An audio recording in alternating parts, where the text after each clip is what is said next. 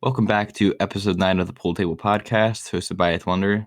This is Sal, and today I'm joined by Evan from Infect. What's up? What's up, man?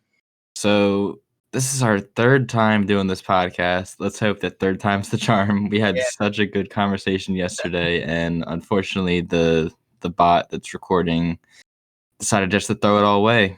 Yeah, fuck that bot. Fuck you, Craig. Isn't it Craig? Yeah, bro, but so let's get right into it. So, how old are you? Where are you from? And how long have you been running Infect? I'm 24. I've been running Infect for 3 years now, and I'm from Philly. Well, I grew up outside of Philly, but I live in Philly now. So. Right. You said you grew up King of Prussia area. I remember you told us some stories about working at the mall. Yeah, I hated that town. Yeah, I grew up in King of Prussia. It was like it's like mad suburban.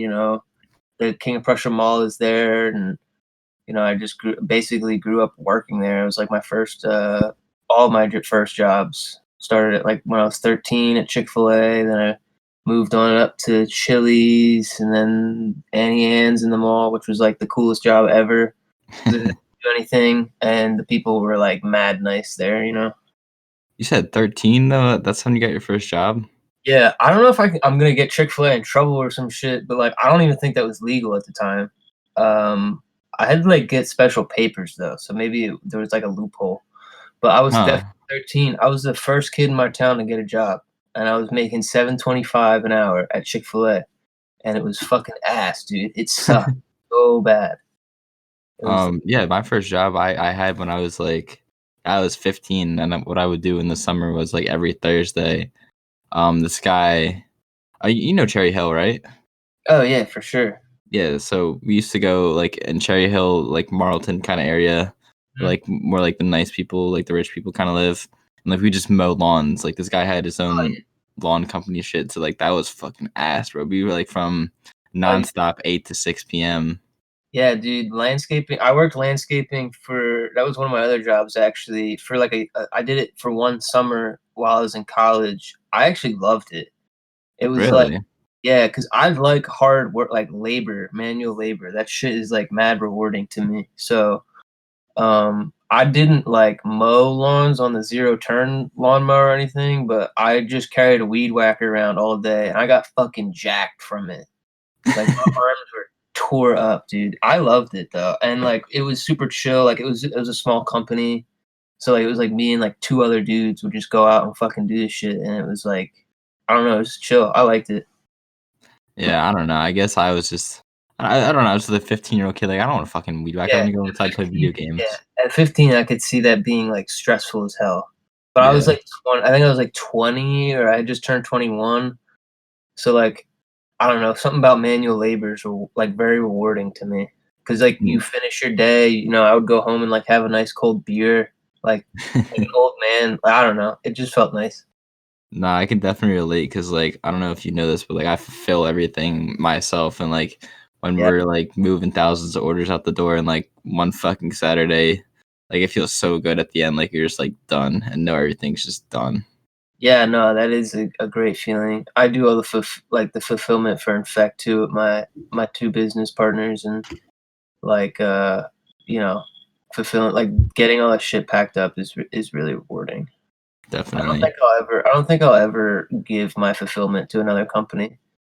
Yeah, I'm the same way because like I feel like they would tell me something that would take me a day would take them like 4 or 5 days. Right. Well, you also don't get I don't know. I pack my orders a very specific way. Like, I don't know. I guess it sounds corny, but I put tender love and care into those orders.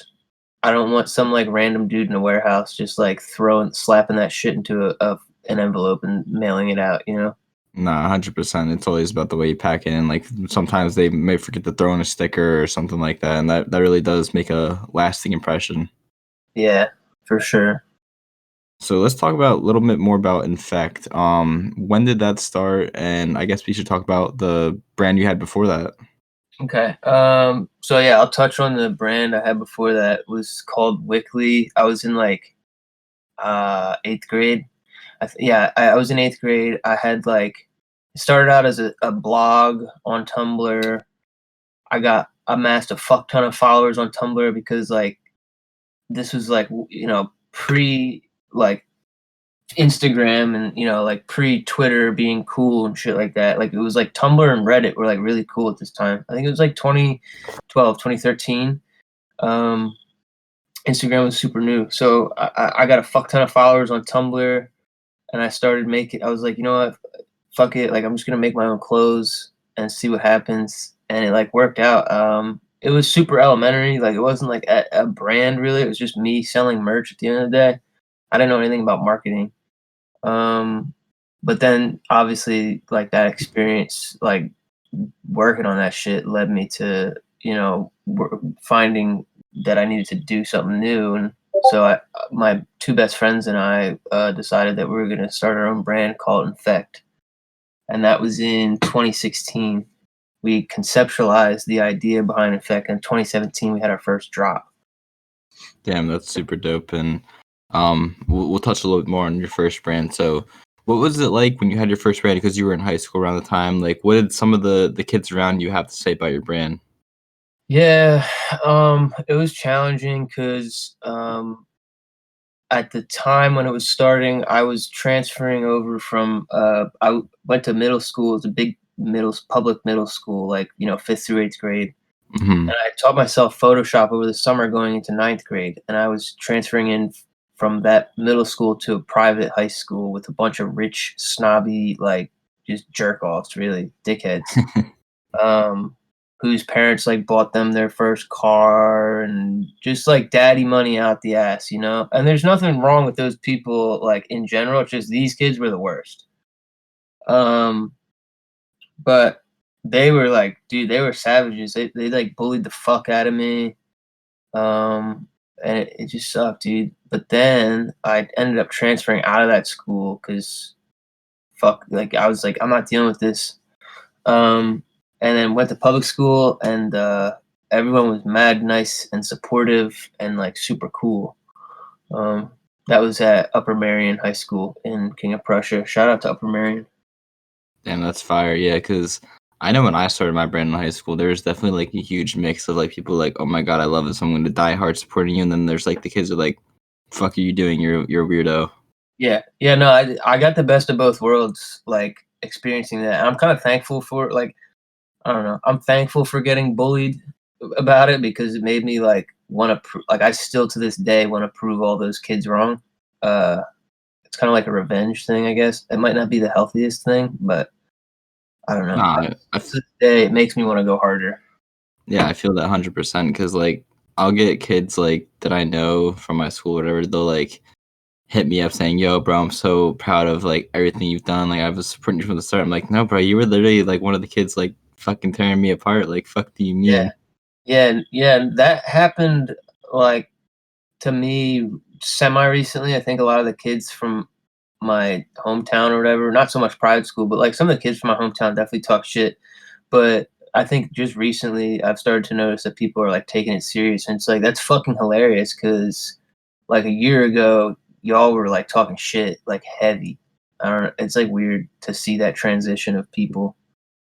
Nah, definitely, and that happened to me last year as well. But when you were like starting out, when you were running Wickley, early stages of Infect, like what were some of your favorite brands, or even when you like first got in the streetwear? Favorite brands. I'll do my top 3, like most influential. Actually, I'll do top 5. Is that okay? Yeah, that's cool. Number 1, Fucked by Eric Brunetti. It's like my favorite streetwear brand of all time. Probably say like Hundreds, Stussy. Um, who else? I really like X Large, and Ooh, yeah. trying to think of who else is another top one. I already I guess I'll say 555 Soul. They're like super OG, like slept on. I'm not a big fan of the design behind it, but like they're like a pioneer of streetwear. So I would say 555 Soul is up there too as well. Nice. Yeah, I'm familiar with all those except for the last one you said, but Yeah, fucked is legendary, bro. Like Eric Brunetti has done so much. You see yeah. when he beat the Supreme Court and everything, and now he's Oh, able to trademark like like slang or curse words or whatever. Yeah, and I don't know if you just saw, but FTP just got their trademark registered Yep. like a day ago, and that was honestly probably like Eric Brunetti's court case probably played a big part in that. I almost left work the day that was going on to go witness the court case. That's how big of a fan I am of Fucked and Eric Brunetti. I think that guy is like so cool. Have you read his book? Nah, I have not. I didn't even know he had a book. It's not really like a book. It's not like, Bobby's like book, like a narrative and all that shit. It's more of like a coffee table book, but there's some like really cool, like it's like a picture history, I guess, of Fucked and like how it started and shit. It's like really, really awesome. I'm like super inspired by their work, so I flip through that shit when I'm having like creative block or whatever. Yeah, you gotta link me to that later. I gotta check that out for sure. But I saw you were wearing in like one of your TikTok videos or something. I think I saw you wearing the Love Park fuck tee. Yes. Wait, was I in a TikTok? I don't know. I know I saw you wear it somewhere. I was wearing it yesterday, so that makes sense. But yeah, it's like one of my favorite fuck tees. I have that, and I have a bunch of other ones. But that and I have the Ford logo rip that they did. I Oh, really that one's like that. fire. That's like one of their most famous graphics. I really regret sleeping on the T-shirt they released after the Supreme Court, which is like I fucked the Supreme Court. I should No, have copped that, but I was like broke as fuck at the time. yeah, I didn't get it either. I was pretty sick about that. And then, of course, that shit was I mean, that was like a piece of not just like streetwear history, but like cultural history. So that shit resold like crazy. Facts, bro. Definitely want to get my hands on one of them eventually. One day I'll frame it or something. Yeah. So obviously, when you were first getting into streetwear, you were on like Tumblr, Twitter. You were like really early on the streetwear culture of social media because I know you had said there was like not many people posting about it anywhere. So talk about that with like TweetDeck and Tumblr. Yeah. So to Tumblr, like that, because that was earlier, I'd say I was not one of the first. I was not one of the first people, but I was one of the first people. Hypebeast, Hypebeast magazine, right? Yeah. Okay, so they were like not cool. Like they were just starting, and they were like an independent, like not owned by some big massive media conglomerate like they are now. And then there was like High Snobiety came shortly after that, but these were all companies that were like not really popping, Um, Yeah. and I was on Tumblr just like anytime something new released, Stussy. Sometimes I would talk about Supreme. Sometimes I would talk about like drops in Philly, like exclusive drops, because a lot of the companies at the time were doing exclusive drops with different stores. Like I know Hundreds would do drops with Ubic, which was one of the coolest stores in Philly. I would write about that, and then I just kind of like as a teenager, I was just like putting my opinion and voice out there, and like people fucking flocked, man. It was weird. Because I hadn't experienced the internet like that before. It was like these people loved me, and I've never even posted like. It's not like now, like like you can post a selfie and people think you're cute and they follow you, or like you post cool shit and they follow you. Like I was just writing stuff and posting pictures of the streetwear. Yeah, it was weird. And then later on, another like that I would consider that like a that was like Renaissance 1 of streetwear in my timeline because ASAP Rocky dropped Peso right around this time too, and like that's when he was blowing up and streetwear became really, really cool again. Like it was dead for a while before that, and then it was like massively cool again because he made it so relevant with like wearing brands like Bin Trill, Hood by Air, like Black Scale and that shit. He just Right. made it cool. He made it super cool again. Then like later on with the Twitter stuff, we were running this thing called TweetDeck, and like you have with the TweetDeck, you have like a 30 up to 50 accounts really like attached to one Twitter account. And so people could pay you for promotion to like retweet it from, you know, like all of these accounts, like all 50 accounts. And these people have like, we all had like 20,000 followers plus on each account. So you get massive exposure. And it was all targeted too, because we had like people that were just fashion related or just you know, hip hop related and stuff like that. And that was like that was just how I paid my bills in college. Like that's literally how I made money in college, was just tweet decking. I would be at a party or something and like someone would DM me and I'd be like, "Oh yeah, like it's $50 for a retweet." And then like I would go get beer with that $50 or something. Like it Yeah. was really cool. It was easy money too, but it was like really cool because looking back on it, a lot of the brands, I'm not gonna name drop any, but a lot of the brands like we all know and like today in streetwear, some of the bigger brands are like got their start with our tweet deck. And you can ask James from Proper Etiquettes about that. He'll tell you all about it. All right, it's working now. That's fine. All All right. right, so we just did a quick little intermission to make sure everything was still recording, which it was. So we were talking about TweetDeck, and how James from Proper Etiquettes was running that with Evan before. So yeah, and you said a lot of everyone's favorite brands were kind of like using that at the time. Honestly, dude, I wish that I was like knowledgeable enough to know about that back then, because I totally would have been running that all the time. No, it was super powerful, man. I don't even remember. I mean, I got into it just by like I saw like these accounts on Twitter like posting the content. I was like, damn, I bet you they make good money like for retweets or like advertising or whatever. I was like, I wonder what it would take to like buy into one of those accounts, like just buy one. And like I hit up this random one. He was like $900. So like I got the money together and then we fucking, you know, we bought it and shit. Damn, But yeah, no, it was definitely worth it because I made that money back tenfold for jeez, sure. that's crazy. You're in Mhm. college, like you said yesterday. You're in college making like pretty good money every week just from retweeting. That's pretty powerful. Yeah, dude, I was making like 700 a week. It's like at my peak. Like that was Fuck. pretty fucking good Yeah, for that's a hella college. good. Not definitely, but there's like a whole like community out there of like buying and selling like Instagram, TikTok accounts and everything like that. I know some of my homies are really into that. Like they buy like verified TikTok accounts, or they verify like, or they buy like OG usernames and stuff like that. What? That's Yeah. very strange. I've never heard of that. I know people buy like, for example, I want to buy the @infect username, but like I didn't know you could like there's a market for that. Like you could just like make accounts that have cool usernames and then buy and sell it. Is that what you're saying? Yeah, there's this whole forum called like OG users, and I'm pretty sure Instagram doesn't support it, but like I've had a bunch of people I know use it. That's how some of the homies like, you look at like, I don't want to name drop anyone because I don't want to like, I don't know if they'll get mad, but like if you go in that group chat, like even some people I'm very very close with, they've gone and like bought their usernames, which is fucking sick that you can do Yeah. that.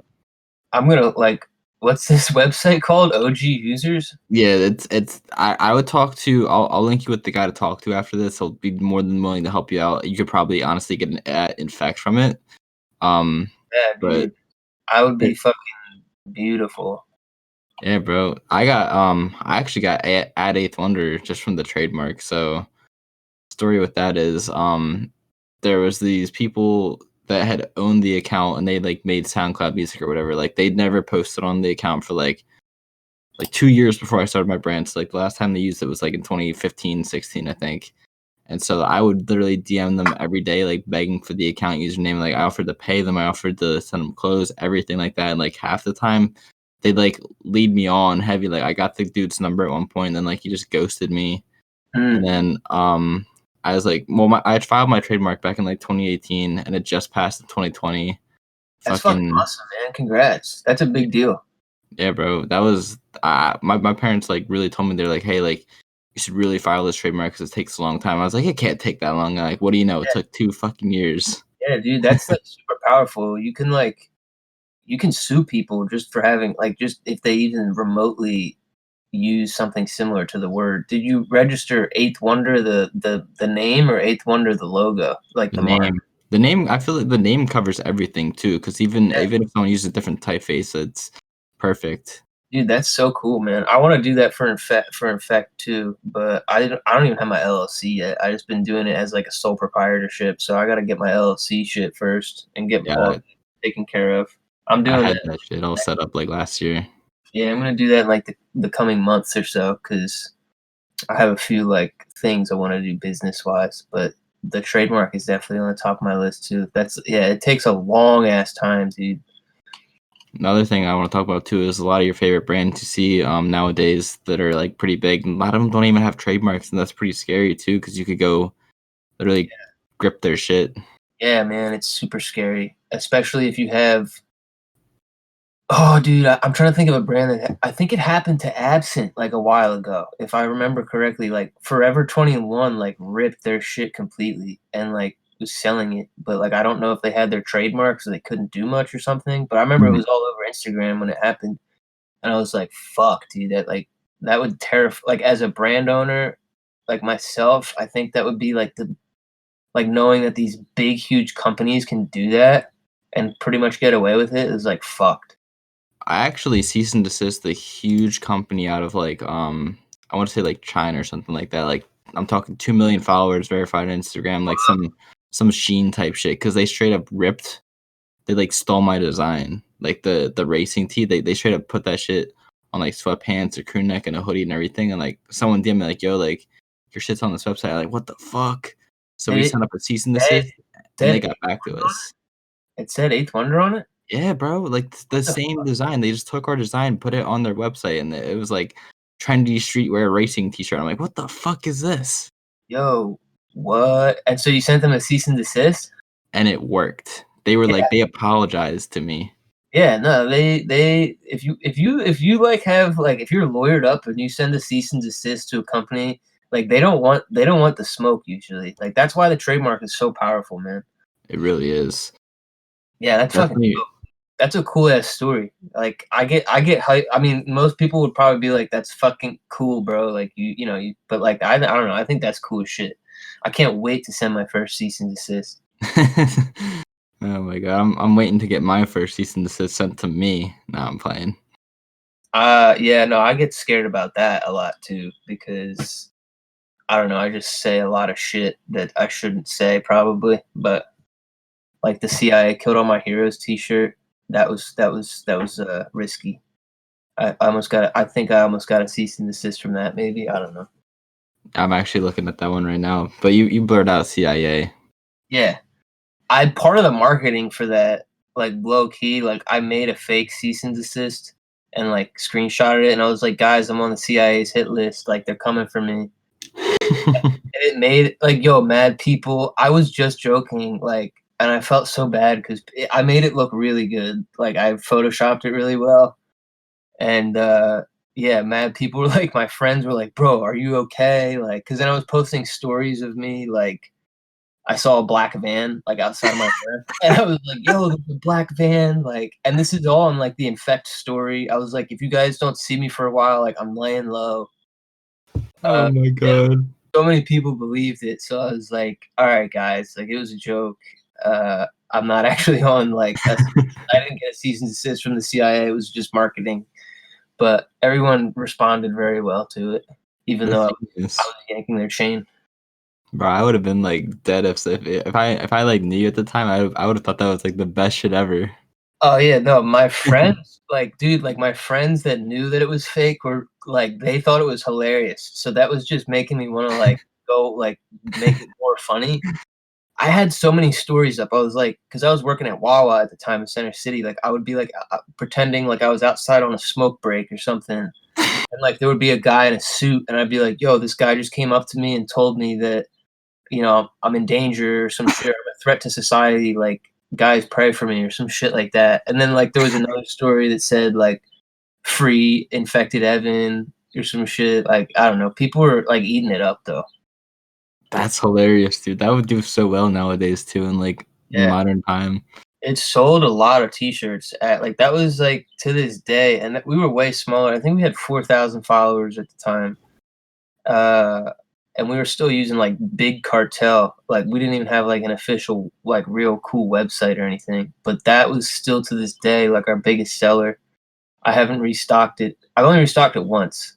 And I don't know. I think I'm just gonna start regular like making that like a staple piece for Infect because so many people like it.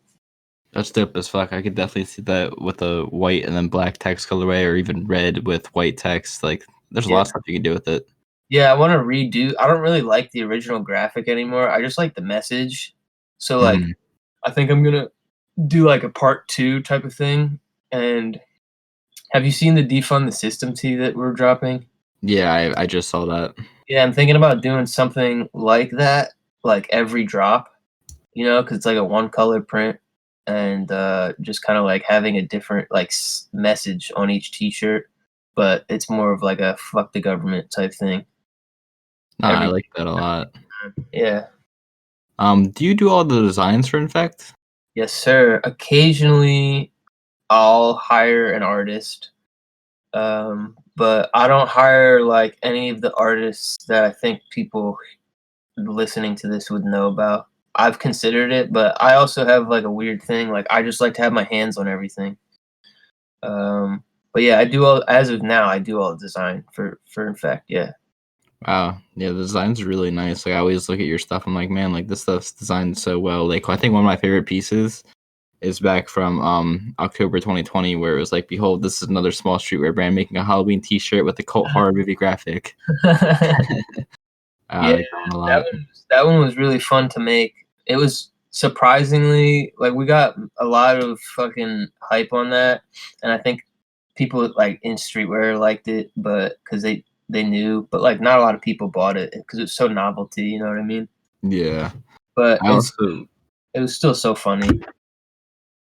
yeah, I like that one a lot. I also really like this 3-year anniversary graphic. What The was one that? where it's the anarchy guy and he's on the top of a nuke and it's got 3 years. I think that's fucking sick. Yeah, thank you, man. That one I didn't do. That one I hired an artist for.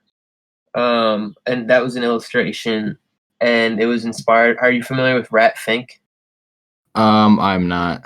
Okay, so maybe after this podcast, look up Rat Fink. He's like I guess you could say that it's the style of this art. But he was a cartoon character that like race car drivers would put on their stickers and shit.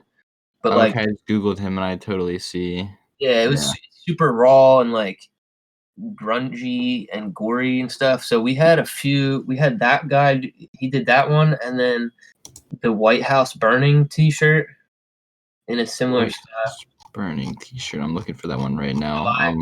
July 27th, 2020. That one dropped. Oh, beautiful T-shirt. The Get Infected T-shirt. Yeah.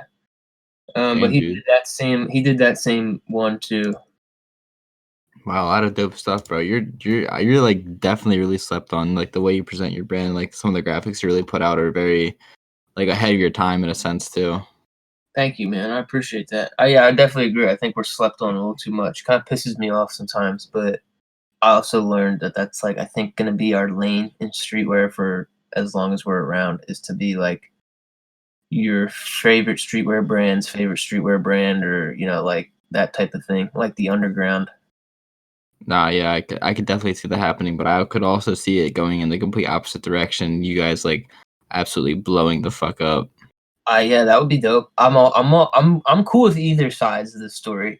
I hope we blow up. I think we will too. It's just like you never know what's gonna happen. I try to do like manifestation and affirmations and shit, but I don't even think 100% yet, like, because Infect is so young. Like, I don't even know what I fully want Infect to be. So, like, I think once I figure it out, I think it'll happen. It's just hard work and consistency at the end of the day. Nah, definitely. I can tell you're like a hardworking guy like myself. Hell yeah, man. Hard work pays off. I love hard work. Really does. So let's talk about like more of the early Infect side. What was your first drop like? First drop, me and my three friends, business partners, came together. We got $200 together, and we got a T-shirt made that was the baby devil that like wears the diaper. His name's Hot Stuff, the Hot cartoon stuff. character. Right, I know what you're talking about. We just slapped a logo over it and called it like a logo tee. But that was in 2017, and I'm gonna say it now, or 20. That might have been 20, late 2016, early 2017. We were the first one. Everyone had used the baby devil. Like, we were the first ones to fucking do it though. I'm gonna stamp that right now. Nah, I definitely would believe it. Yeah, we were definitely the first. I think V-Lone did it. They used it for like a mural or some shit a little bit before us, but like in terms of like underground streetwear brands using like that was our logo. Like that was our thing. Like we stamped that shit. Like that was us. And then a lot of people ran with that shit. Damn, yeah, that's crazy. But I'm also looking here right now, and I know we talked about this yesterday, but you got Little Tracy, Miley Cyrus, and I think you said you talked to Post Malone before, and a few other people that all wore your stuff. Yeah, man. I got quite a few people that have worn our stuff. You want me to just talk about like the Miley Cyrus story a little bit? Yeah, we'll talk about that one first. All right. So wake up one day, I was like super hungover. I was out at a party the night before. I'd gotten in a fight like with my girlfriend at the time, and now ex-girlfriend. If you're listening to this, fuck you. Anyway, I had to do that. So I woke up and like all these people, I'm hungover. I'm trying to make eggs, and like my phone is blowing up. Like I hear like the ding ding ding ding like thing, and I'm like, what the fuck? Or, like what's going on? And I see this my friend. Her name was Brooke.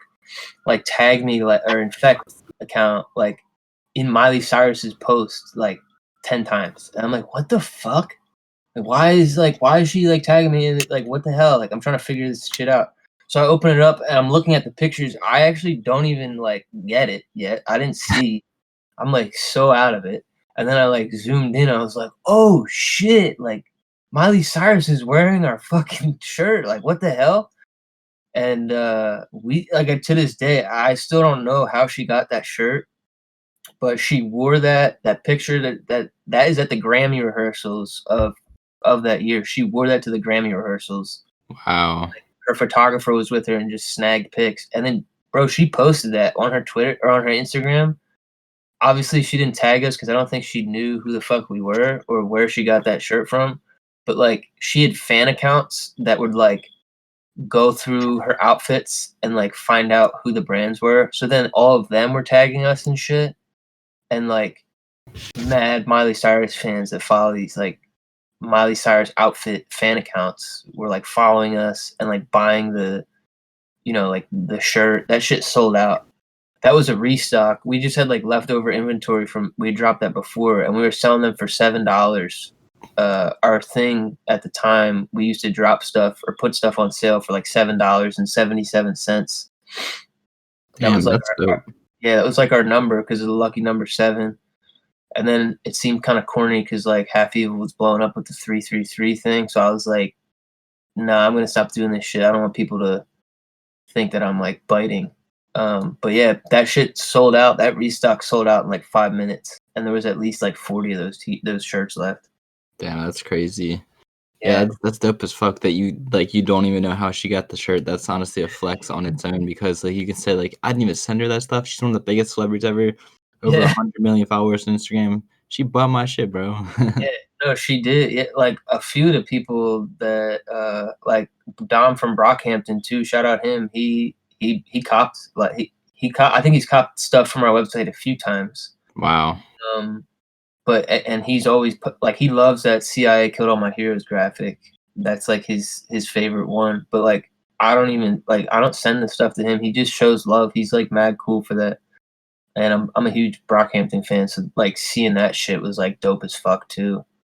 My Um, friends are all like really into Brockhampton. I like a few songs by them, but I'm not like really in tune with all that. I definitely want to get into them though.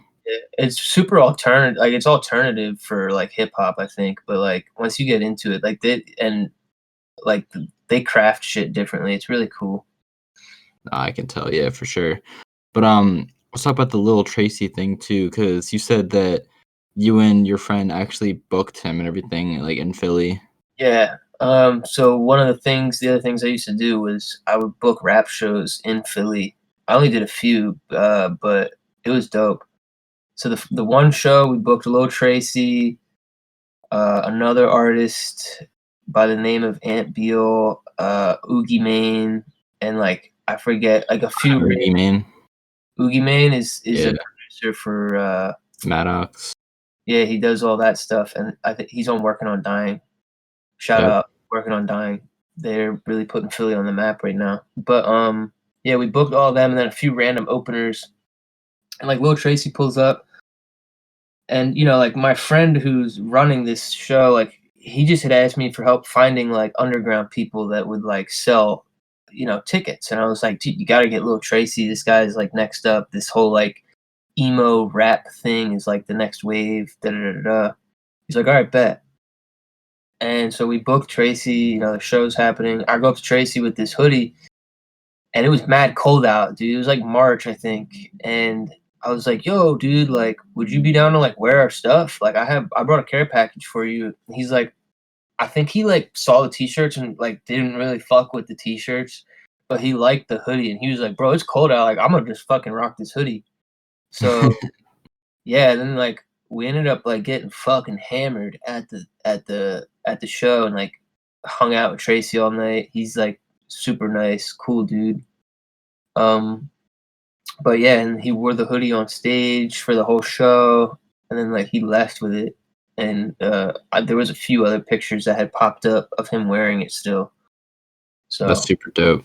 yeah, it was awesome, man. And he just showed he was super cool. I get nervous around like cool people and like asking them to wear stuff. I feel like a nerd, so I freeze up. So he was cool about it, and that like made me feel better. Nah, yeah, I'm sure a lot of people are cool like that because they get around their fans. Like I'm not calling you a fan or anything, but they're probably used to people being a little awkward. Because I'd honestly be the same way. I never even had that experience where I've gone up to someone and said like, "Yo, can you wear our stuff?" Yeah, no, it's awkward because like I don't know. It's like I try to like think that I'm like in the same playing field as them to like make myself not as nervous, and then I'm like I'm not. These people are fucking like massive, like big deal rappers and shit. Like when I went up to Lil Nar and I asked him to wear our t-shirt, bro, I was pooping my pants. Like literally shitting myself because I'm a big Lil Nar fan. And I was like, yo, dude, like we were at his shoot, like he did a video shoot in Philly with Lil Uzi, that new one. Mm-hmm. And we did the behind the scenes, like my roommates and I, shot the behind the scenes. And I went up to Nar and was just like, yo, bro, like I got a t-shirt. Obviously I knew his manager from like that's how we got in to do the behind the scenes. But yeah, and I was just like he helped me set it up, but I was just like, yeah, like so like I'm a fan, like I brought your care package, like yeah, dude, like haha, like kind of thing. And he was like, Yeah. tell I was nervous. I'm sure he could tell I was nervous as fuck.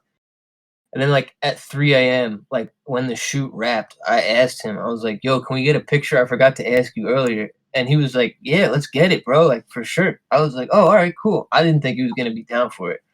But he liked the shirt, so That's crazy. I see he loves like supporting smaller brands too because he's been doing narcotic for what like a 7 something years or maybe even more, honestly. minute. I remember he was posting narcotic shit on Twitter in like 2013, bro. Like a long Yeah. time. Yeah, I don't know if it was as big then. I don't really know the details, but like I know he's been at that shit for a fucking minute. Nah, for sure. Narcotic is dope, bro. Yeah, Super OG. yeah. Yeah, shout out Lil Nar, bro. Shout out Lil Nora if you're listening. Now let's talk about this is another thing we didn't really talk about much, just that we touched on it. How you met Bobby Hundreds. Yeah. So Bobby and I met at an event in Philly at P's and Q's, which is a really cool, I would say, upscale streetwear boutique run by some like really cool people, legends in Philly. But anyway, my friend modeled a collection for them, or for the hundreds. It was like a Rocky inspired capsule or something, and it was being retailed at this store, P's and Q's. And so they had a release party, I guess you could call it, and Bobby was there. I guess he came into town for it. So I was like, oh fuck yeah, like my friend's telling me about like we gotta go. I was like, oh hell yeah, like this, I want to meet Bobby Hundreds. This is a small store too, like it's not like some big fancy thing. Like I was like, this is gonna be a pretty intimate event. Like I'm gonna meet Bobby Hundreds. Fuck yeah, let's get it. So we pull up, Bobby like says to Nick, the kid who modeled, he's like, "Yeah, this is our model." And like I don't know, I think they might have taken a shot together or something, or they had a beer or something. I don't remember the specifics, but then Nick was like, "Yeah, this guy wants to meet you. He's got a streetwear brand," and like just put me on the hot seat. I was like, "Yeah," I was like, "I would love to rap with you about streetwear, like just chat." And so we ended up talking for like an hour, dude. I don't even know like how long it was, but like we just talked about everything that was going on in streetwear. I asked him for advice. He was like super transparent about giving me advice. He was not weird about like holding things back because obviously he's successful. Right. Told like anything I asked him, dude, he was very cool about. He like always, if I DM him or reach out for help or advice, or if I want to send him something, he's very cool about it. He was just a very cool guy, and I don't really know how else to explain it. It's weird. I kind of look at him as like a distant friend now because he's in California and shit.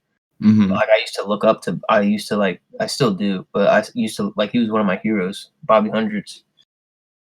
The Huntress is such a dope brand too, because I know we talked about how we both read the book. Yeah, He's super smart with the way he was really like getting himself off the ground, because the internet wasn't really a thing back then, and so what they would do is they go into some pretty cool stores, be like, oh, you haven't heard of the Hundreds? We're like up and coming or next or whatever, and then the Hundreds is huge, and I think you said that's how he might have. yeah. I'm pretty sure coined that's how it. they slapped that slogan. I'm pretty sure that's how they came up with it. I'm not 100% sure, but yeah, they would go into stores and do that shit. Like that's crazy to me. It was like Don Siegel or something. Yeah, I believe that's the name of it. That or Ben, I forget the name of it, dude. Ben Siegel. I can't remember it. Yes, It but was Siegel. It was definitely Siegel. I don't know. some dope store. Ben Siegel. No, What? Ben Sherman. It was Ben Sherman. Ben Sherman. Okay, yeah.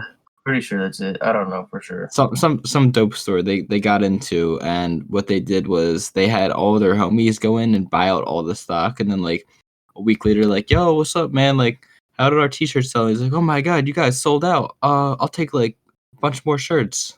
Yeah, yeah. I was just like, what the fuck? Like that's so cool. And he did a video with Hype Beast because before this event too. By the way, I was like doing my research on Bobby. Like I was like digging deep into Bobby's history and shit, even though I knew a good bit of it already. Right. And I like remember seeing this video where he was explaining that process, and I was like, this is fucking genius. Like, why aren't people doing this? And then I remember talking about that at the event, but I don't know if that would work anymore. I don't know if that would like work in modern day. Yeah, I don't know. Interesting to see. Yeah, I think retail stores are probably a little smarter now. They'd be like, oh yeah, like like you're coming in to buy this shit, but you're not gonna look at anything else on the shelves or whatever. I don't know. I just think they'd be like aware of that shit now. Nah, definitely. If they get 5 kids they've never seen before, because I'm sure they could tell who like the locals are who probably shop there religiously. Exactly. Yeah, I don't know. I'm gonna give it a shot though. Yeah, YOLO, man. I'll come in and do it. I'll cop an Infect tee. Yeah, I'll just give you like $20. Be like, yo, go in there, and buy it, and get something else so it doesn't look suspicious. Oh, that's smart. Yeah, you pick something else up along with it. There you go. Yeah, but there's definitely a few stores in Philly I wanna get our stuff in. So I don't know. Same here. I might give that shit a shot. I don't know. Yeah, bro. That's definitely on my agenda as well. Get stocked in some Philly stores down the shore, the Jersey Shore, Oh yeah, and definitely around the country as well. Because I want to like, I'm not gonna just put my shit in any store. Like, I gotta fuck with them. Like, cause I've shopped at a lot of these Philly stores, these down the shore stores, but like, you gotta be a dope store to like stock Eighth Wonder, you know. yeah. What stores down the shore are you looking at? Heritage, I really like. I like Kona Surf Shop down in like Wildwood, Mm. 7th Street Surf Shop, and just a few others, I think. Word. Yeah, I'm not as familiar with those stores. They're probably more like skate surf type shops since they're at the shore. I would imagine. Yeah, Yeah, yeah. I'm not familiar with them, but that sounds fucking dope, dude. yeah. There's just places I shopped at before, and Plus, they're in Jersey, but like, well, I don't know. It's like, do you feel like you have a lot of customers in Jersey? Honestly, I feel like I honestly no. Obviously, my number one is L.A. and like New York. You got like Texas, all that stuff. But I feel like New Jersey and New York are like maybe like in the top 10 for sure. Damn, I mean, not surprising, but our numbers are like that's way different for us. Like our number one on Instagram, like is people from Philadelphia, but like our Really? number one cities that we sell to is like Los Angeles, Chicago, and I think either Houston or like Dallas, like one of those like bigger Texas cities. But like nobody in Philly cops our shit. It's weird. I actually get a few random orders from Philadelphia at least every drop. I probably get like 5 to 10 every drop. So maybe one day you're walking around Philly, you'll be like, "Is that an Eighth Wonder T-shirt? Oh, it is." Yeah, that's fucking. It's weird. I have seen somebody wear like Half Evil before. And I'm like, yo, dude, you fuck with Half Evil, and they're like, yeah. I'm like, yeah, I did I did that video for them. They're like, what? It's fucking sick. Or like, I have seen people wearing Infect in like in the city or whatever. Like that's, What? but I don't know how they got it because, like I said, nobody from Philly cops their shit. It's weird. That is crazy. Yeah. I hear like because I got like hella people in California and like New York all over the world. They're like, "Yo, bro, I saw this random dude at the skate park wearing your T-shirt today," or "Yo, I was at school and this random kid I never talked to was wearing your T-shirt." And then one time it was like my local town, bro, but like still was a big deal to me because I went to the driving range because like I'm a huge like old man. I fucking love playing golf and shit. Bro, what? I didn't know that. I was Yeah. on the varsity golf team for 2 years in high school. Fuck, bro. I guess we're going to play a round of golf soon. Bro, let's go to what's the place called? They just built it in New Jersey, Topgolf. Yeah, yeah, Topgolf. I'm so down. Have you been? Yeah, I've been to Oh, one and I think it's Mount Laurel. yeah, that's the one I went to, dude. It was so much fun. Yeah, if you I had the time of my life. I went with like people that didn't know how to play golf too, so it was like even more fun because it made me look really good. nah, for sure. I'm the same way. Like all my homies don't know how to play golf. We went there for like my birthday weekend and like it was like the last minute and like we're just like getting all the balls out of the machine. The guys like fucking yelled at us and like we're like, "Yo, fuck off, bro." And then like we're just hitting all the balls and Yeah, fucking no, dude, that place is so much fun. I love it. But I hadn't played in I don't know, dude. I hadn't played because I used to play like a lot. I was on the golf team in high school. Like, Craig is speaking. But yeah, Craig left. We were in the middle of telling like a little golf story, so I'm just gonna pick it up and hopefully the kid editing this week this will know what to do. So yeah, we were saying I don't know if the story caught up, but I was at the driving range and we saw some kid from my town. Like I didn't know who he was, but he was wearing an Eighth Wonder T-shirt, and I double took and I was like, "Yo, like that's the Eighth Wonder T-shirt." And so I came up to him and I was like, "Yo, bro, you fuck with Eighth Wonder?" He's like, "Yeah, bro, I know some kid around here runs the brand." I was like, "That's me." And he's like, "Oh shit, bro!" And like we had a good conversation for a while, and then this is a dope story. yeah, no, that's gotta be like one of the coolest things ever. I think like when I see people, I think I would get scared to talk to them. I But was kind of nervous, but like I just kind of forced myself to do it. yeah, no, that's like so cool. I can't wait till I get to experience that like moment where I see somebody and be like, "Hey, man, I made that shit." Bro, I have an even crazier story that I don't know if I told before. This was in 2019. I think I might have had like 5, 6,000 followers at the time, and like my family went on vacation down to Hilton Head Island, South Carolina. Mm. And right before this was my best selling drop I ever did. It was like the July of 2019. And so we're like in August we go. And we're at some random ass gift shop down by like the water or whatever. And my mom gives this kid working there 2 Eighth Wonder stickers.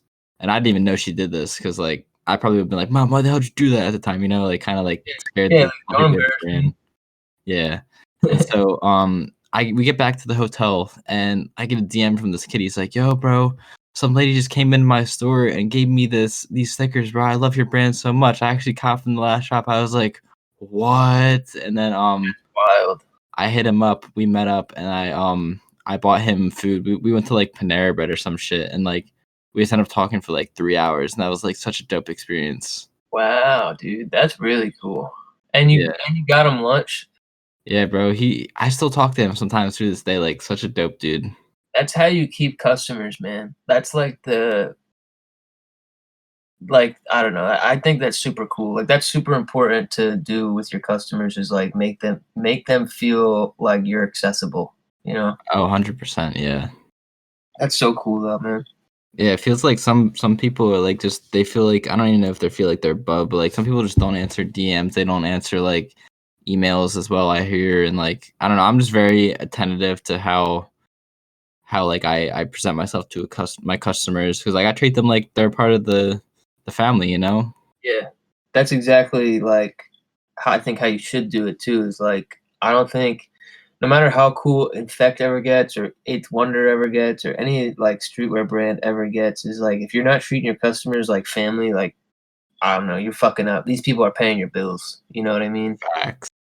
And like they're also working their asses. Some of these people are like, I mean, I know like just recently we got a DM or something like that, and someone was like, "Yo, I'm broke as fuck, but I want to buy this shit. Like, can you give me a discount code or something?" I was like, "Bro, absolutely. Like, if you need like help, but you still want to support me, like, absolutely, I'll give you a discount code. Like, that means the fucking world to me that you would want to spend like, like your last few dollars for the week of your budget, like on Infect. Like, that's crazy to me." That definitely just shows how much they really fuck with their brand. If you get DMs like that, you're definitely doing something right. Yeah, I definitely agree with that for sure. So obviously we're seeing like a whole new wave of kind of streetwear, and you've been like in streetwear since like 2012. So what is it like been seeing some of the generations change? Because you said we're kind of in like a new renaissance. Yeah. Yeah, there was Renaissance Part 1, like 2012, 2013 when I was getting on board. And then I think it died down for a little bit. And then 2016, 2017, it seems like there's like this new renaissance of streetwear of like I would say your generation, like people your like guys your age or girls your age getting into it and starting their own thing. And you guys are like much more I don't know, I feel like you guys are way more fast paced and you guys learn technology better and shit like that. So it's like it's challenging for someone like me because it's the first time I feel like I'm the old guy who doesn't understand like certain social medias, like TikTok, for example. Like I'm just trying to figure that shit out now. It's starting to work a little bit, but like brands like you and like there's kids blowing the fuck up off TikTok, and I'm like, what the fuck, man? Like how they, like what? Just posting TikToks, like that's crazy to me. Yeah, But TikTok's super powerful if you know how to work it right. right, but it's also like inspiring as fuck because I'm like, dude, if these kids can do it, like if these younger kids can do it, like anybody can fucking do this shit. Like it just makes me want to go harder. I love seeing like other people succeed because it makes me like want to succeed as well. And yeah, no, it's definitely interesting. It's a totally different wave of streetwear though. Like it's less hardcore. Like it's not really. It's like a. I don't even know if I would call it streetwear. It's like a subgenre of streetwear. Like streetwear before it was very counterculture, very fuck you in your face, loud, inflammatory type of stuff. Now it's a little bit less of that. I feel like it's more simple. Yeah, If that it's hard to describe, but I kind of feel like we're in the 2016 era SoundCloud version of streetwear. Yes, I would totally agree with that. It's like a lot of the people that are supporting these brands are supporting the brands because of the personalities that run the brands. I feel like like if you, I don't know, Zach from FTP did it well. He kind of remained anonymous or whatever, but like, I don't think you can do a streetwear brand and remain anonymous right now, and like pop the fuck off at least because I don't know, like I think a lot of the customers really rely on like I don't know, like how the person who runs it is. No, I definitely agree with that because I'm looking. You take your favorite brands that you buy from, for example, like you got to be a fan of the person you're buying into, not just the clothes. Yeah, and like, dude, I mean, look at like I don't know, like I'm trying to think. Hmm. I'm just trying to like literally anyone, like any brand owner now. Like I feel like the person who like the real fans, like they're following the brand owner and the brand account. You know what I mean? Yes, Like they want to exactly. be super engaged with the person. And That's like like, people, oh, I'm sorry, I cut you oh, you're off. good, you're good. Oh, you want me to go? Yeah, Okay, I was saying Steve from Menace was talking about that in the Advent Clubhouse thing. Like that's why he's uh hopping on the like Clubhouse shit and being more engaged with the community now. Like he literally said like you can't be like not active in the community anymore. You have to be a part of it. yeah, and that's definitely showing nowadays too. Because you take some people like 2 or 3 years ago, you would never think of like them engaging with the community, but now they're like a big part of it.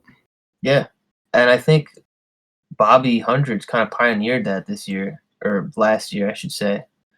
Like with the book and like I'm pretty sure he's doing podcast or he did podcast episodes for a brief while there. I don't remember exactly, but like he's been super involved with the community, reaching out to like smaller brands, collabing with underground brands. Like he collabed with like I don't know if you saw recently, he collabed with like this brand from India that like Huh. had like dog. I think they had like 4,000 followers. Like they make good shit, but like they weren't like popping by any means necessary. And like Bobby, I guess they became friends somehow, and Bobby like gave them a collab. Like that was so cool. Yeah, that's super sick to see Bobby like giving back to the community and like working with people who just make dope shit overall and aren't really getting the full attention they deserve. Yeah, yeah, no, that's facts for sure. But let's talk about like some other stuff too, like your punk rock influence. Like I feel like that's a huge part of Infect we need to touch on. Yeah, definitely. Punk rock is yeah, it was like a big huge influence on me. Like I had talked about earlier in the episode when I got bullied and shit like that and made fun of, it made me angry like at the world and I kind of resonated with like the energy in punk rock music for whatever reason. Probably because it's very, you know, angry and angsty and whatnot. But yeah, I resonated with a lot of that shit. I liked the imagery. I liked the way they did their posters and stuff. But I still like whenever I was listening to that shit, I had like this weird phase. I was like, why do these people feel this way? You know, like why do they talk shit on the government? Why do they, you know, have that certain like energy? And then it led me to like researching like conspiracy theories. Like a lot of these punk bands were like, I guess what you would call it, quote unquote woke. Oh, And okay. yeah, like they fucking, you know, like they knew shit. Like the government was fucked and this, that, the third, or whatever. That kind of inspired me to go even deeper into it. And you know, like they refer to it as the system or, you know, the establishment or some shit like that. Right. And that's kind of like why I started or why we wanted to start Infect was to spread that message of like, you know, never back down, fight and fight for what is right, even if it goes against institutional norms like the government or some shit. Like for example, racism. Like all this stuff like just recently happened and like with the riots and all that stuff and like still people aren't like there's still like lazy shit going like people are not doing what's right about it and like they're not reparations aren't being given to the people that deserve it. No, definitely. And I feel like you're putting a really good message out there. And I like that collab t-shirt you did with a bunch of other brands back in the summer for Black Lives Matter. That was a fucking awesome t-shirt. Yeah, yeah, that was a really cool project. I got hit up randomly, like I think it was like 2 a.m. and like a homie from a brand, Nothing. Shout out Zach from Nothing. He was like, "Yo, we're doing this big collab T-shirt. We want you on it." And I was like, "Fuck yeah, like let's get it." And then like we're all raising money for you know the Black Lives Matter protests and stuff. And I was adamant that we had to raise money for at least one Philadelphia-based organization, and we did. So that was really cool being able to give back to Philly for sure. Yeah, that's super dope. And I feel like we definitely have to touch on the whole Philly scene too, because I'm not even really in touch with like the music scene in Philadelphia and everything like that. I've been to a few my girlfriend's like really into rock, so I've been into like a few rock shows in Philly. Like I think we went to see Albert Hammond Jr., who's like part of the Strokes. We went to see him. We went to see Soccer Mommy. We went to see Built to Spill, and we saw like Guided by Voices and a few other like kind of like alternative rock bands. Those are like my first shows I ever been to, and then I went to like a little Tekka show with I don't know, you know Worldwide Youth. Yeah. I'm homies with. He blocked me. Oh, for real? Yeah. He I'm doesn't. owners. He doesn't like me. Damn, I'm homies with the owner Dylan. I known Yeah. him for like a hot minute, and like he like works closely with like Tekka and shit, and he like guest listed me and like my homie into Tekka, and like we all met up, and like it was super dope. That's fucking dope, dude. What venues have you been to? I've been to dude, like I'm just having a complete brain fart right now. I went to like I feel like it was Voltage. Oh, okay, yeah, I love Voltage. That's where we did the Lil Tracy show and the Post Malone after party and shit. Yeah, that's a cool little venue for sure. That's probably where Yeah. the Tekka show was. Yeah, that's I'm pretty sure it was there. And then what the fuck? There was like it was like the basement of some church for some of the other ones. A The basement? First Unitarian Church, I think it is. Oh yeah, yeah, yeah, yeah. Yeah, That's a I dope, haven't been there, dope but little venue. that's a pretty popular venue too. And then there was one it's like a big one. I know Brockhampton performed here one time. I can't remember what the venue's called though. It's like The near Fillmore. some bridge. The Fillmore, isn't that it? Yeah, the Fillmore. Yeah. Yep. That's the spot, dude. I love that place. There used to Yeah. be parties that this company in Philly would run called The Function, and they would have them there, and they would just get like all the coolest DJs together, and it was kind of like a club, but not like it was at a concert venue, so it was like fucking massive, it was big, and like all the creative people, like it was like just like a safe space for all the creative like cool people, like other streetwear designers, rappers, models, like that's where they would hang out, and that's like it was like the biggest thing. It was like once every other month. But yeah, no, that was the best. I missed the Function really bad because I don't know, it was just cool being able to socialize with people that are like me. Because That's if you go to a bar in the city, like there's a bunch of bros or Brads and Chads, like this was just for people like us, yeah. It was really Nah, cool. I'm not like the most social person though, so like I don't really like I've never been to like parties or anything like that. I don't know how I do in that kind of scenario. Yeah, I mean, I'm not like a social like person either. I think most people that know me would probably say I'm antisocial. But like if I like you, you know what I mean? Like I'll open up and fucking talk. But I'm not the type to go up to some random person and be like, "Hey, what's up, man?" Like Yeah, that's not same here. like I get mad nervous. I get way too fucking nervous for that shit. Like my girlfriend, dude, I was nervous the first time I met my girlfriend. Like in person, I was like, "Hey, like, what's up?" Like mad nervous. She like held my hand at one point, and I was like, fucking pooping my pants. I'm like super shy. Probably sweating bullets in your hands, like tweaking. Yup, yup, for sure, dude. Nah, that's super funny. But what is the best place in Philly to get food? It depends what you're looking for, but since it's Philly, let's talk cheesesteaks and hoagies. Hell yeah. All right, so like cheesesteaks, don't go to Patugino's. Most other places are valid, I would say, but the best is Jim's on South Street, in my opinion, at least. I think Said that's Fourth and South, right? what? Said Fourth and South, right? Yeah, but it's either 4th and South or 9th and South. I forget the exact cross street, but I know how to walk there, like from anywhere. I just don't pay attention to streets names, but I know it's on South Street, like right near the Wawa. Oh, okay, okay. Yeah. How close are you to South Street?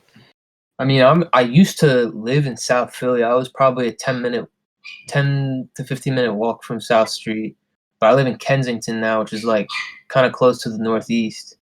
So, yeah, I'm probably a 20-minute drive. Yeah, Okay. I'm like far away.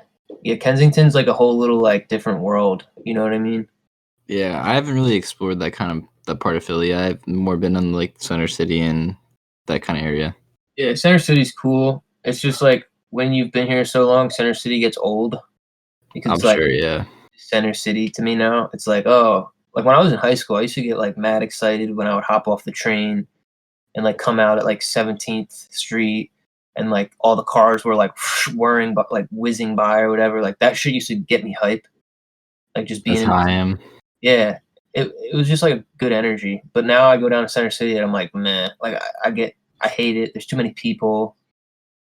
You know, it's good for like shopping and stuff. You want to go shopping, go down to Center City. But I like the neighborhoods. Like I like being in a neighborhood and like being secluded. No, yeah, for sure. I definitely see the advantages of that. But yeah, what kind of hoagie is like your favorite? Like, what do you be eating? I always get an Italian hoagie with no tomato. You ain't rocking with the tomato? I like tomatoes. Okay, I like tomatoes as of recently. I used to hate tomatoes, but I don't know. Something about a hoagie with a tomato just doesn't sit right with me. I don't like it. Just a personal preference, but the best hoagie is probably my favorite hoagie is at Cosme's, which is in South Philly. Um, it's a like low key spot. And then the other one that is now closed was Sarcone's Deli. Sarcone's, if you're not familiar, is a bakery in the Italian market that makes the best fucking bread, like the best bread. Huh. So they had a deli. So you got the best bread, and then like you mix that with a hoagie. I mean, it's just like to die for. The bread matters the most, in my opinion. Yeah, I definitely agree with that. I need some kind of like Italian roll. You got to have a nice. The best bread is Liscio's rolls. Liscios and Del Buonos are top two. Yeah, I like Liscio's and Sarcones, but like you can't really get Sarcones unless you're a business in Philly. I don't think they like distribute like massively. It's a small bakery. Oh, okay. Yeah, the Liscios HQ is like 20 minutes from me. They Oh, have like killer tea biscuits, bro. I didn't even know they. I only thought they made bread. I didn't know they made like stuff. Nah, they make like cakes and shit. If I'm not mistaken, they're like a whole bakery. Oh, that's fire. Yeah, no, I love their rolls though. They have good seeded rolls. That I like a seeded roll when I get a hoagie. I can't rock with the seeded rolls. What? Nah, bro, not for me. They add that extra like layer of like crunch, like a little layer of crunch on that like crusty bread. I don't know. I think it adds to the ratio of like crunch to mush perfectly. Well, if you want a little crunch, get your roll toasted. That's what I usually do. Yeah, that's true. I don't like if I go to like a hoagie spot though, I don't ask them to toast that shit because like they'll look at like some places will look at you funny. Like if you Nah, ask yeah. like the Philly like hardcore hoagie spots, like some of them motherfuckers will look at you like sideways if you ask for that shit toasted. Like Um, I don't think if I went into Cosme's and asked for a hoagie, I could be wrong. I love the people there, but I don't think if I asked for a toasted hoagie, they would say yes. what's the one spot? I think this actually might be Jim's. It's on South Street, but I know there's like always a hella line out the door. That's Like at Jim's. GC. That is Jim's. Yeah, they always have a line, bro. It could be like Wednesday. It could be like today, right now, 10:24 a.m. There might be a pretty long line there. Damn, bro, I gotta check that shit out because like me and my girlfriend walked by and like, what is this hype about? And it was Yeah, like some it's the best. It's so good. My fuck, bro. dream upstairs. So you've never been inside. You just walk past it. Yeah, never been inside or anything. Okay, so when I was a kid, like my parents would take me there before Phillies games or whatever. Like we would get a cheesesteak, and like we would eat upstairs. And upstairs they have like just pictures galore of famous people that have eaten at gyms. It's like this wall of fame. I mean, anyone you can think of that's famous, like bro, anyone has eaten at this fucking place. Like Chris Rock. I mean, like I can't like not like people relevant maybe to today, but like I don't know. There's like mad people from like the 80s, 90s, like early. Like I'm pretty sure they have like Britney Spears maybe on that wall. Damn. Like famous, real life famous people like know to go to gyms for whatever reason. So my dream has always been to get my picture up on that wall, but it'll never happen because I'm from Philly. So like it doesn't matter. You know what I mean? But Nah, don't sell yourself short. yeah, no, they'll definitely one day get my picture up there. I want to so bad. That's fire. Did you ever hear the story about since you're from Philly, how like my family, like someone like a really old relative, like knew Sylvester Stallone and like was kind of the reason he like became Rocky? Yeah, I heard you talking about that maybe on a podcast episode, Yeah, it and I was like, was. wait, what the fuck? Because I didn't even know Sylvester Stallone had roots in Philly. Yeah, bro, he grew up here. I had no idea that that was the case. I was just like, oh, he's Rocky. I didn't know he lived here. So like, I remember hearing that and doing a Google search. I was like, there's no fucking way this guy's from Yeah, Philly. bro. And he is. He's from Philly. I was like, that's so cool. Pure authentic. Shout out Sylvester Stallone. Yeah, no, he's a cool ass dude. Apparently, from what you Yeah, said in your podcast episode, that's so cool. I've never met him. Have you? neither have You I. say you met him, or your someone in your family met him, right? No, my like great uncle or something had like beef with him, and like there was Yeah, like a magazine article that like he like my great uncle beat him up, and then like that inspired him to like get really buff, and then he beat my great uncle up, and then like he became Rocky from that because like he started boxing and shit or something. that's fucking hilarious, dude. Yeah. That's like legendary as fuck. Right, I know. There's like hella articles. There's like Sports Illustrated articles about that has like I think it's like Pat Glorioso. That's fucking dope. I'm googling this after, dude. That's so Yeah. cool. I might be able to find the article for you, but let's like we're like an hour attendance, so like we'll kind of like get this we're on like the end part of it. So like let's talk about how you're like really advertising savvy and like marketing savvy and how you used to work for an ad agency.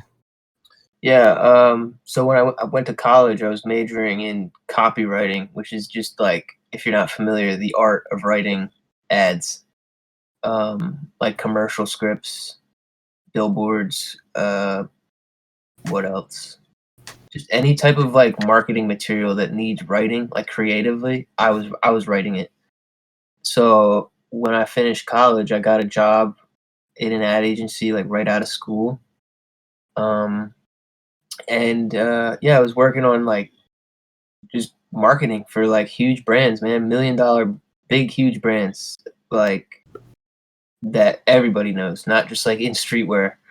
So that really, and then I worked at an ad agency, at another different ad agency after that. I was working on like government agencies, like doing their marketing and shit. Wow. And yeah, it really has altered the way I look at Infect, like having to, I don't know, teach myself how to like market properly. It's hard to like market your own shit the right way. It's easy to tell someone else how to do it, but you have to tell yourself how to do it too. But No, I feel that. it's funny because like a lot of people like that I'm friends with in streetwear, like they know this shit and then they come to me for advice, and it's like I help them with that shit. I love helping people with that stuff. Yeah, I came to you and you helped me out for sure. Hell yeah, man. Them Facebook ads are. I feel like everybody right now needs help with Facebook ads. I might like start like marketing myself as like the streetwear Facebook guy, like ads guy, and just like doing coaching for that shit. That's a good idea. You ever look into like Snapchat ads? I haven't yet, but I heard someone on the Clubhouse, on Advent Space Clubhouse, saying that someone was experimenting with Snapchat ads and they apparently have been having really good returns with it. Yeah, that's the homie Ryan from Crash. He Yeah. I tried to run them last drop, but like they were still in approval. I think you got to set that like 2 weeks ahead or some shit like to So get do it they just going. like are they just run like a swipe up ad? Yeah, like if you're watching stuff on the explore page, I believe, or whatever, like you can get featured in there, and it's like I don't know. He said it converted really well, so I definitely want to try it out. Yeah, I want to get into it. I've been fucking around with Google ads now too. I really like Google ads. Huh? I love Google ads because we're on that new like model of like staying open all the time. I don't know if Right. it would work for like exclusive type drops, but bro, I mean, you can use like keywords. So like I was using like some of my competition's keywords, and like so when they would Google search like certain brands, my name would pop up at the top. Oh wow. So you do like I don't know. You search up like FTP and Infect comes up or something. Yeah, I mean, I didn't use FTP. I'm not gonna say my keywords because I don't want anyone to like get mad at me. But Yeah, like I would like people would search like I don't know X brand or whatever, and then my Infectco link would pop up, or some shit like that, and that brought in a lot of new customers. And so when they hit the website, their data gets tracked, and then they're retargeted on Instagram or Facebook, so they're continually in my loop. Nah, that's super dope and powerful, and you're definitely helping people out. Yeah, I want to help out more people. I want to do our fucking like big like thing for our group chat, like our homies, like just You can like do like a webinar. yeah, like anyone that wants to like ask me questions, like y'all could just be in it. We could just be in a Discord chat, and like y'all can just fucking pick my brain about it. I'm so down. I feel like everyone else would be down as fuck too. Yeah, I think so. So we're what are like some brands you want to work with in the future? I want to work with. Well, I think I was saying yesterday when you asked this question too. Like, I don't know if I want to work with many apparel brands, Mm-hmm. but unless it's like someone I'm tight with, like a real homie. But I want to work with like home goods brands and stuff like that, or like accessories and like do collabs that way. Like I thought like Absent. I think it was Absent or somebody else did a collab with like a water bottle company. I thought that was fucking sick. Uh, Huh. I think Now Gene water Oh bottles. yeah. The Nalgene water bottles, they're like you can go on their website and get like custom ones made. Oh, okay. I thought it was like an official collab though, so I was like, oh, that's fucking dope, man. I thought that was really cool. Yeah, the Uh, Nalgene water bottles are sick. but yeah, now that we're also doing like eco-friendly like shipping and stuff. So I think it would be cool to like find like I don't know an eco-friendly company that makes I don't even know what like plants or I don't know fucking pottery or some shit. I don't know what it would be, but like some sort of like big player in like an eco-friendly way. I think that would be sick. No, I But totally get where you're coming from, and I think it's a dope ass idea for sure. yeah, I think my biggest like dream collab right now is the hundreds though. Even though I said I didn't really want to do apparel based brands, but that's just because like I don't know, I have such an admiration for the hundreds and Bobby. No, it's definitely super sick and definitely attainable. Yeah. I want to make that shit happen for sure. Yeah. So real quick, this is like one of the last things. Touch on like the Daily Germ a little bit. Okay. Yeah, the Daily Germ was a blog that we started as like an offshoot. It was like a different platform for us to talk about the conspiracy theories, and we were doing like real life investigative journalism on there. Like we were spending hours like researching, and my business partner Ryan, he's like super good at that stuff. Uh, so yeah, we were writing articles on like some of the most controversial stuff you could probably find on the internet that put like a lot of people at I guess it could put people in trouble. And yeah, I woke up one day recently and the website was gone, just taken off the internet completely. Couldn't log in, nothing. Damn. Yeah, dude, it was fucking scary because I don't know. I was like, am I gonna get killed or not? But then like I don't know. I just realized that they were just mad and they had the power to take us off the internet, so they did. Any plan of like a resurgence? No, I don't think so because now that I realize that like my livelihood, like making money is at stake, I don't know if I'll do it related to Infect. I might do it, separately, like low key. You know what I mean? Yeah, that's a good idea. Yeah, I don't want it to because now that the website's down, like we don't have a blog, so we've been blogging on the Infect website, but it's like more, it's much more friendly to the internet. It's like Right. culture driven content. But yeah, no, I would do it low key and like not have my name attached to it or some shit, or not have Infect's name attached to it because I don't want it to fuck with my livelihood at all. Yeah, that's smart. I'm looking through your blog section right now, and I definitely think it's a lot of better topics. Talk about like doing our part in preserving the planet, Yeah, the why behind supporting small businesses, top 10 favorite Philly artists, and like top 5 anime for beginners. Like a lot of dope shit. yeah, man, I appreciate that. It's we have a music writer. His name's Aiden. Shout out to Aiden. That kid's like super tapped in with music. Like he knows everything about music. So he'll like write our music based articles. And then my business partner Ryan, he wrote that anime article and like some of the other ones. And then I'm thinking about writing, since I have background in writing, doing kind of like a monologue series or some shit where I just like have like an open letter each month to the website visitors. No, I think that's dope as hell, and you got a lot of good ideas going on for sure. Thank you, man. I appreciate that.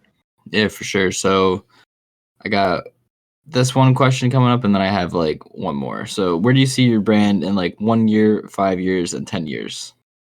1 year, I want to be looking at like our first retail store, in Philly. It has to be in Philly because I want to be like the first. Not that I want to be. I will be the first Philly like streetwear brand that has a flagship store, kind of like Supreme or even Half Evil, like in Chicago. Like that's their flagship location. I want to Right. have that. Yeah. There's never been a brand in Philly that's like stamped Philly as its city and made a store, like a cool ass store. So I want to do that in a year. 5 years, I don't know. I want to like have my business partners work still. I don't work, but my business partners work like regular jobs. I want them to like have been quit their jobs by then and like even have like my girlfriend quit her job. And just be paying the bills like 110% with Infect and having comfort. 10 years, I don't know. I want to be like a powerhouse, man. I don't even know. I don't even know what 10 years from now looks like. I don't even know if I'll be alive. Like, I don't know. I wouldn't think about it like that. no, I know. It's just like crazy to think about 10 years from now. I don't know. Like, I think, what did I say the other day? I wanted to be looking at my second retail location.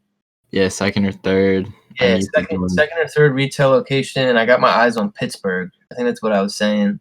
Hell yeah, bro. I really like Pittsburgh and I want to do business there. I think it's a thriving economy and it's a really cool city. Yeah, I like Pittsburgh. I actually recently went there for the first time back in September, and it was such a nice laid back. It feels like a smaller, more like kind of laid back version of Philly. Yeah, it's really cool. I think I was there the first time. The first time I was there, I think, was in September too. I went with my girlfriend. We went to visit her family. She's got family out there. But we actually went at the same weekend. I actually remember that now. I saw your story. I was like, bro, Evan's here. Like, what if I saw him? That'd be crazy. Oh, okay. Yeah, I think I vaguely remember that. I don't remember though for sure. Yeah, that was funny. I do think we were there the same weekend. I think so too. Yeah, because my homie he goes to college at Pittsburgh University. Yeah, that whatever, and we stayed like at his house there. That's dope. Yeah, it's a cool town, man. There's not a lot of streetwear there too that I'm aware of. At least I don't want to be like disrespecting anybody, but I don't know of any like cool ass like dope stores. I think there's a handful of like reselling stores there or whatever. But like I think it would be dope to have a flagship store there as well. No, definitely good locations for sure. Yeah. Yeah, it's super affordable there. You get a lot for your money. Your money goes a lot further in Pittsburgh than it does in Philly. Yeah, definitely. We're like an hour 22 in, so I'll ask one more question, then we'll wrap it up. So, what advice would you give to anyone out there that has a streetwear brand or is a general entrepreneur who wants to like take action with their ideas? I think the best advice that I've ever been given is to be yourself, as cliche as that sounds. It's And true. if you know, I think a lot of people, younger people that are starting their business, even me, I've really struggled with this in the past. It's okay to be vulnerable, and I think it's okay to be scared of like not knowing what the future holds for your business. Like I'd be getting nervous sometimes, like, damn, is this shit gonna really work out? Is this gonna be like, are my dreams gonna come true or whatever, and all that shit? And I think this year specifically, I had to teach myself is like you have to tell yourself that it like it is okay to feel like that, but you have to make it not an option to like fail, and you'll succeed no matter what. No, definitely. I feel like there's a lot of uncertainty in the air this year. Even I'm feeling it with myself. Like last year, I felt like I was just on a straightforward path. But it is so cute. It's okay to feel like you don't know what you're doing sometimes, as long as you believe in yourself for the long haul.